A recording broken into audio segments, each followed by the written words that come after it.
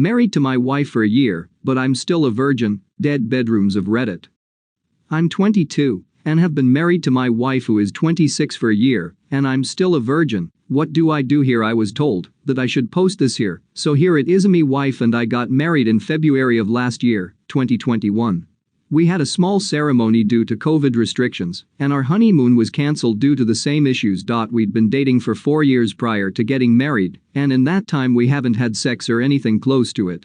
We've kissed and cuddled and things like that, all good, and I like doing that, but we've never done anything more. She told me that she was waiting for marriage, which is fine, and I was happy with that as I have always thought that we'd get married. Fast forward to the wedding day, and I'm about to explode from excitement. Firstly, I'm marrying the woman of my dreams. Secondly, we finally get to have sexy time. The wedding itself was really nice, pretty basic in a small chapel, close family only, then back to her parents' house for a meal. We then went back to my wife's house, and I was ready for it, but she said she was too tired after a long day. No problem, what's one more day? I wake up the next morning, and she's gone out already, no idea what time she left, and just a note on the fridge. That was almost a year ago. Every time I've tried to broach the subject, she's either too tired, upset, not in the mood, or some variation of it. She's called me obsessed with sex, as I was asking most days at one point, but how can I be obsessed if I've never had it? I've taken her on romantic date nights, and as soon as sex is mentioned she's put off, because it should be spontaneous. So I tried spontaneously engaging, but she accused me of attempting to sexually assault her if she didn't give consent prior.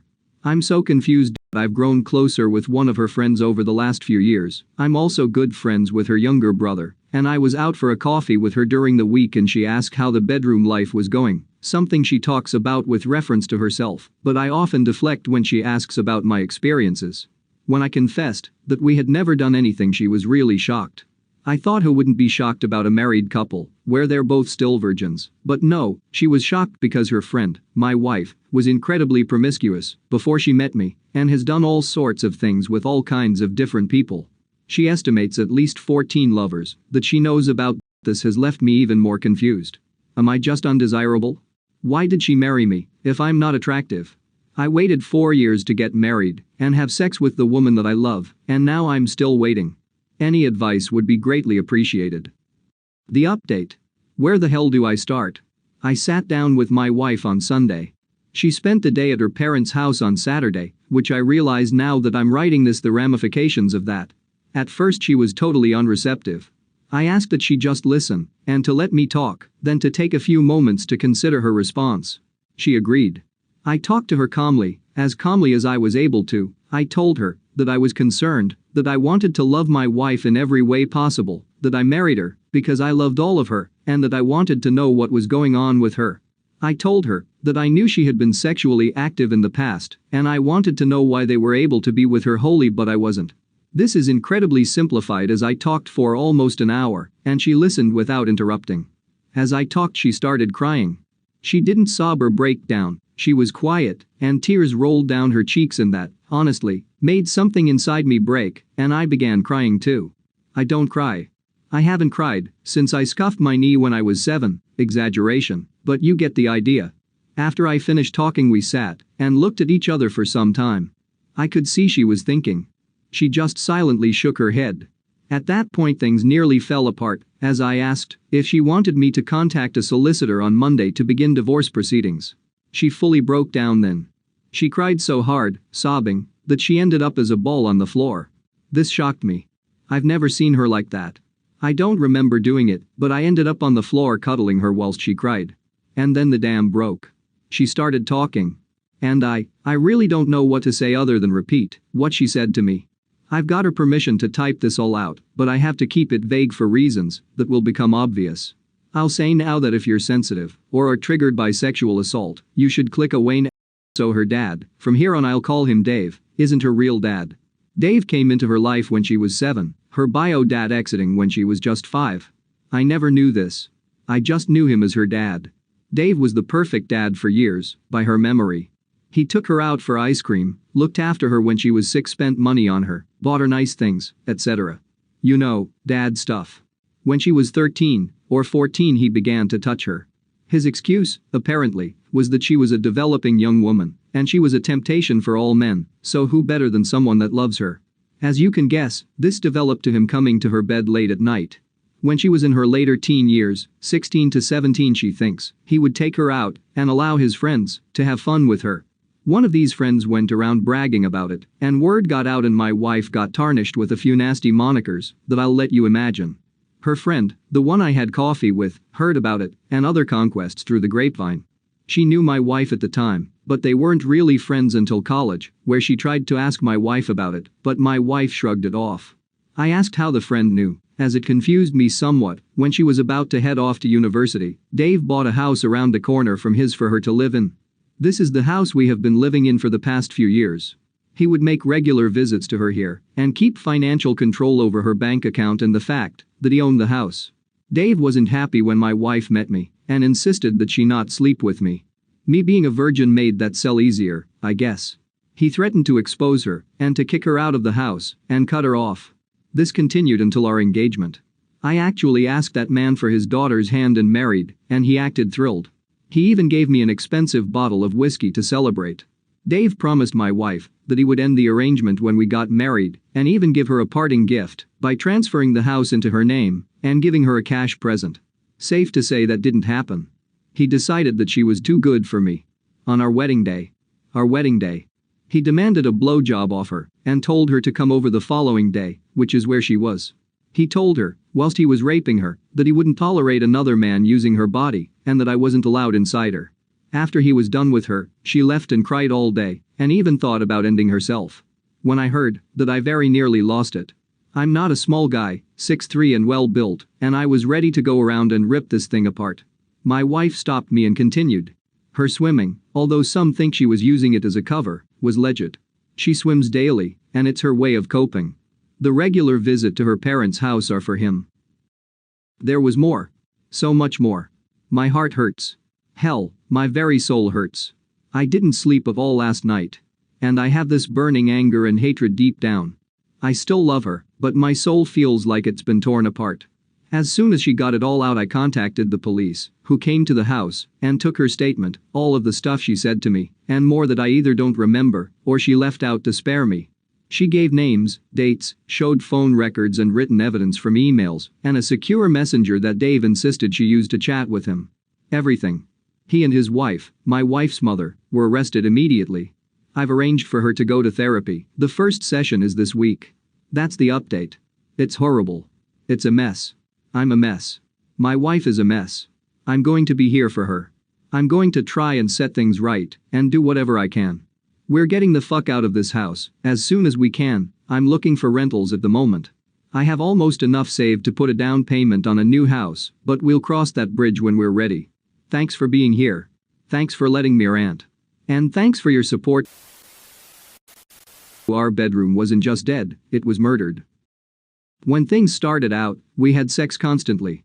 Like a lot of men, you said your sex drive was really high, and I could probably never keep up.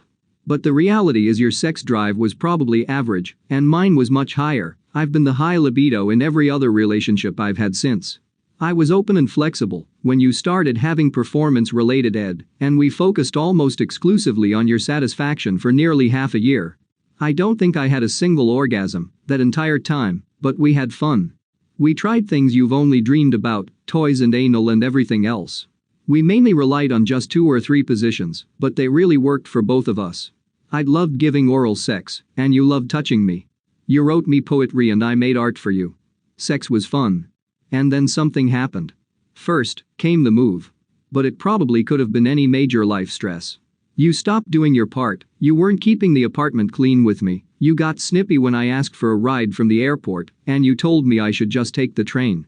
You just started feeling entitled to the small stuff needed to do to keep our relationship moving along happily, but you didn't reciprocate. You had a million reasons, exhausted from work, stressed about your mom, etc. But slowly I realized I was doing the cleaning, the laundry, and working for more hours outside of that too. You had time for video games, and always needed time to decompress after work. I didn't get that same time. But I loved you. I cared for you when you were sick. I went out of my way to find gifts that were thoughtful and heartfelt for the holidays. You couldn't think of anything, you asked me for suggestions. And then you didn't get anything I suggested. I told you I needed more effort, more romance. You told me you just weren't naturally romantic and couldn't think of anything. I even sent you lists of ideas for romantic dates. We never went on any, unless I booked it. You stopped flirting with me, stopped sending texts to ask me how I was doing or what I wanted for dinner. We'd have quickies that gave me a thrill but were unsatisfying. Then I got sick. Really, really sick. You downplayed it and I took myself to the ER. You only joined me later. Had an abnormal pap smear that thankfully wasn't due to HPV, but was probably cancer. I arranged the subsequent biopsy and minor surgery. You told all of our friends about how you supported me, but the first thing I had to do, when I could get out of bed, was clean the kitchen. I gave up after that and the apartment just became a pigsty. I told you I was only going to clean as much as you did, and you didn't clean at all. I was still sick and couldn't have sex for 6 weeks. But you still wanted sex. I was scared and worried the same cancer that killed my family members would kill me too. But you made jokes about switching to anal instead. You said it was to cheer me up. I needed you to hug me and hold me. But you jokingly turned every kiss and every hug sexual. You started treating porn and masturbation like it should have been some kind of punishment for me, and seemed to retreat to it even more angrily when I had previously been incorporating it into our sex life, and I encouraged you to do it whenever you wanted. I started pulling away because I didn't want to escalate to sex. It was still too risky for me. I made plans for our big sex debut when it could return. In the meantime, I tried my best, but didn't force it. Oral, handjobs, all sorts of spontaneous stuff without piv. And like a spark starting a bonfire, resentment started blazing. I realized now you were going on Reddit and complaining. Visiting this sub and even others. Conveniently leaving out the fact that you weren't doing the work anymore. You weren't even kind to me. You definitely weren't grateful for the fact that I've been carrying us financially for years at that point. Supporting your training so that you could eventually get your great paying job. Painted yourself in the best possible light. Said I never initiated, said I was just faking having a high libido until we were committed. Forgot to mention you never cleaned a toilet in the 5 years we were together. Forgot to mention you hadn't planned an activity or a trip in years. You started trying to stick your tongue down my throat when I tried to kiss you goodbye, even when I left for an early morning event at 4 a.m. Started grabbing my tits and ass when I was on a work call. You started complaining about never having sex. But when I tried to sit down and talk about it, you only brought complaints and never wanted to take suggestions. Said I made you feel undesirable and that it was all my fault. So I started trying to initiate when you came to bed. You started staying up later and later, so we never went to bed at the same time. It turns out what you meant by initiating was just starting it whenever you wanted it, not when I was interested. You would interrupt me when we were having a conversation about something difficult to say something crass and sexual. When I said we actually needed to resolve the issue we were talking about, you said you were just joking and trying to have fun. I started keeping my hands to myself because you would always redirect them to your dick. Your lack of effort was the first turn off. Your lack of support was the second. Your self-pity and resentment was the icing on the cake. I started to feel ill at the thought of being sexual with you. And so we had our own dead bedroom. You killed it, but insisted I did. Your posts even say that you asked and tried to talk to me. I told you in every way possible what I needed. You said it was a surprise or too much work, or you couldn't figure it out. Didn't mention your attempts had devolved into jokingly trying to stick your dick in my face, grabbing my breasts and squeezing so hard it hurt. You didn't mention that I actually gave you a response. All the things I said just left your mind immediately. All those missing reasons. I kept trying for way too long. You took advantage of my efforts because it was easy. And then you cheated. You said you needed to feel wanted and to be given attention. You said she was interested in you and didn't ask for anything. And so we ended it. Foolishly, I tried to win you back before realizing what you were really doing to me, so you were even more put out when I finally told you I was done trying. And the last I heard, your new wife has the same problem. The great news for me is that I took years to recover. And then I gained my confidence back and have had a lot of really incredible sex and sexual relationships. Discovered I'm actually really into initiating and have been exploring being a dome. I've also become much more of a feminist and even realized I'm interested in dating more than just men. So really, maybe you did me a favor in the end by killing our sex life. Because I was ready to commit to you for life and probably never would have learned these things about myself. But the story you tell yourself and everyone else is a lie. We were never legally married, luckily, and I did actually suggest both individual and couples counseling. He would not do either, although he did tell me later that he tried, but it was too expensive and he didn't feel like it was worth it. I also deeply believe that he is not a bad person. He's not a villain. But I do think he's selfish and unable to see how selfish he is. Now, whenever I see posts like his, if they leave out a lot of the story or avoid certain questions, I feel like I know why. I never had a LL. You were just bad at sex. 2 years ago I was engaged and convinced I was happy. I told myself everything was great. We never fought. We'd been together for 5 years. The only thing was the sex wasn't great. Once every 2 weeks at most. No foreplay. He always wanted anal, but didn't want to go through any amount of prep to ensure I wouldn't be in pain. He couldn't fuck me without calling me a bitch and a slut. And of course he could never make me come, not that he was that interested in my pleasure. But he was the only person I had ever had sex with. So I told myself this is just what it was like. He also played video games and talked to people online for 6+ hours a day. We lived in a studio apartment. I got used to just staying in the bedroom all day with my headphones on. He had had a few fidelity issues in the past that he would constantly confess and reconfess because he lied the first time to me and cry and beg me not to leave him and threaten to hurt himself. Finally, after having a huge fight on my birthday because I didn't want to suck his dick, we decided to have an open relationship. Oops, only I get some and he gets jealous. I realize sex can be fun and not terrifying and painful. After a few attempts I finally leave. My new partner and I have sex 1 to 2 times a day, and he can make me come 10+ times in one night. He loves breaking his records. There was never anything wrong with me. It was never the depression or the medication or me being broken. I beat myself up for years because I couldn't understand why you touching me felt like a violation. And all you did was get pushy and stop talking to me. I finally asked for an open relationship.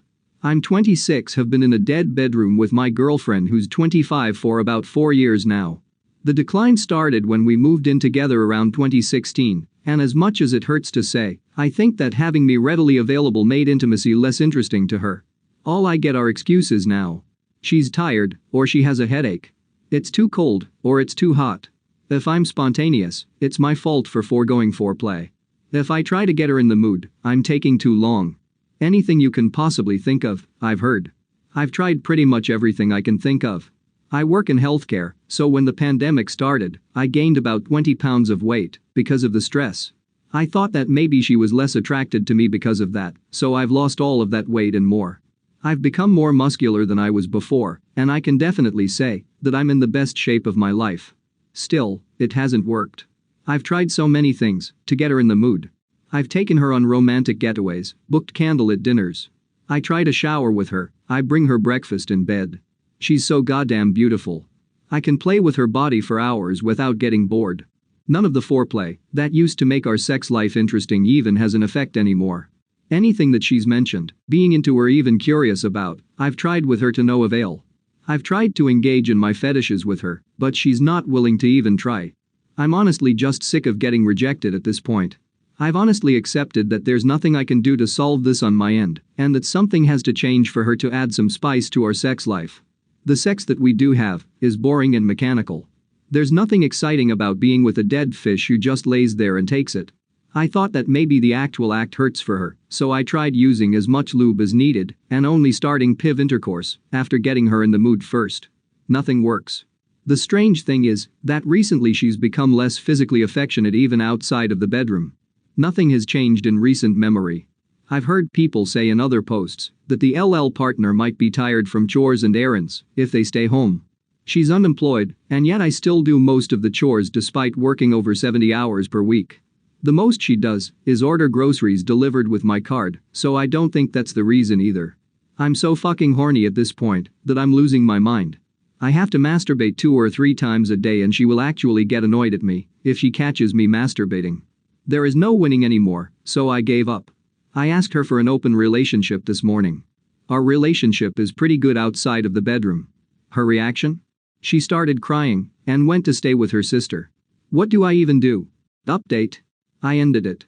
It took more than 5 hours for both of us to say what we wanted to say and for me to break up with her. I'm not gonna lie, I feel exhausted. I was as upfront as I could be that there was no chance for us to be together anymore. I told her that I felt emasculated and unloved in my own house, and that I was the only one putting in effort to keep our relationship afloat. I loved this girl so much that I was willing to provide for her and help her with whatever she needed. Hell, I would put my own feelings on the back burner, just so that I could be a shoulder to cry on.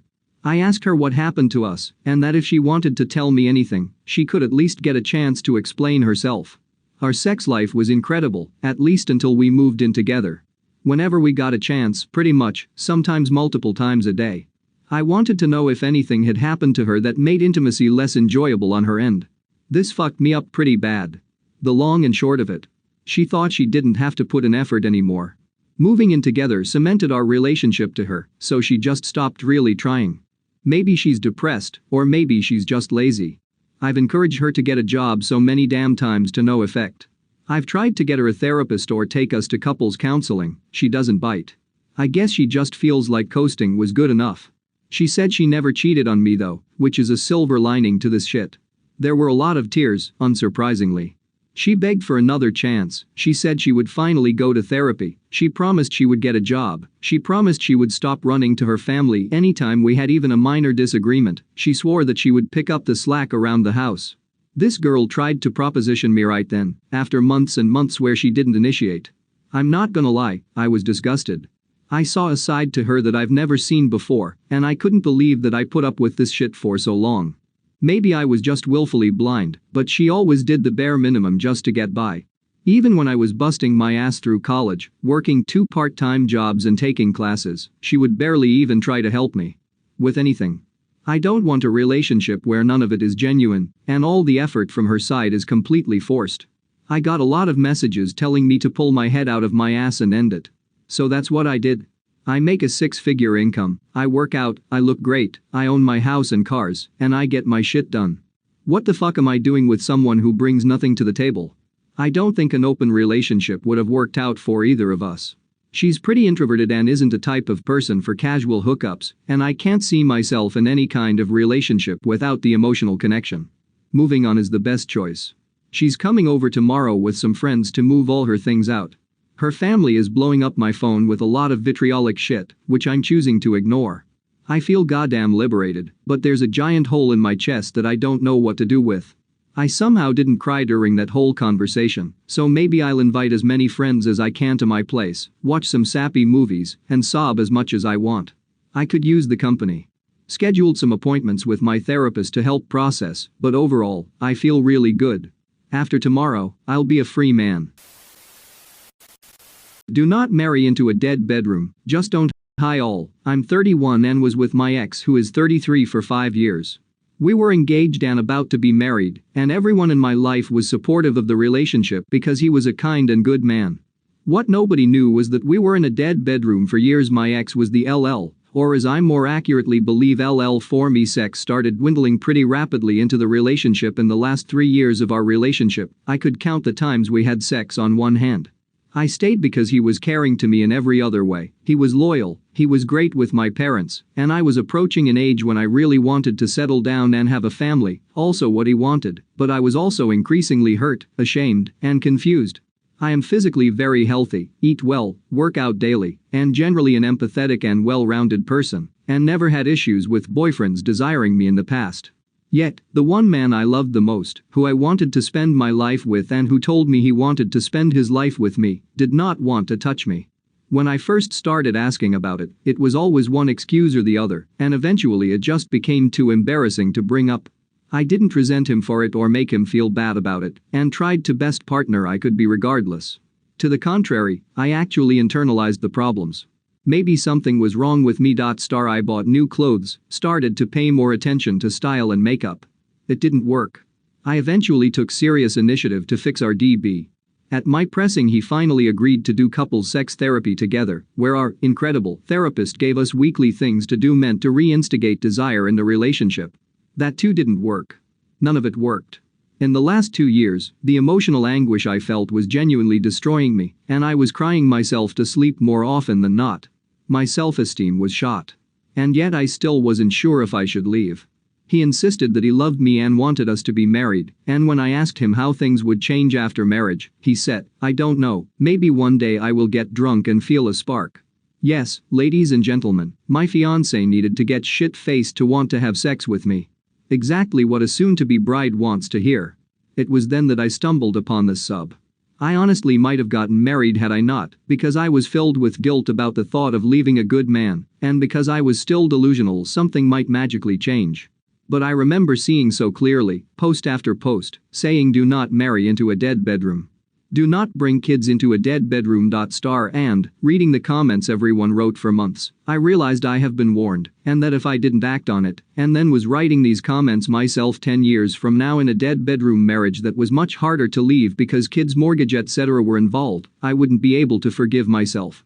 Leaving was the best damn decision of my life. I still don't hate my ex, and think fondly of him as a person. He begged me to stay, promised that things would change, but I knew they wouldn't, and more importantly I made the decision that I would never in my life again wonder if this man wanted to have sex with me, or why he wouldn't have sex with me. It was simply not my problem anymore. I have since dated, nothing lasted, but it has included some amazing sex with wonderful men. More importantly than all of that though, I have my self-esteem back. I have my confidence back. I have my love for myself back. I have more inner peace and contentment now than ever before, and it is no longer dependent on my relationship status. I am even more successful and productive in my career, because I don't have a dark cloud hanging over my every waking moment, wondering why I'm not enough. I will no longer settle for being made to feel like shit in any relationship, even if the man is well-intentioned and doesn't mean to hurt me.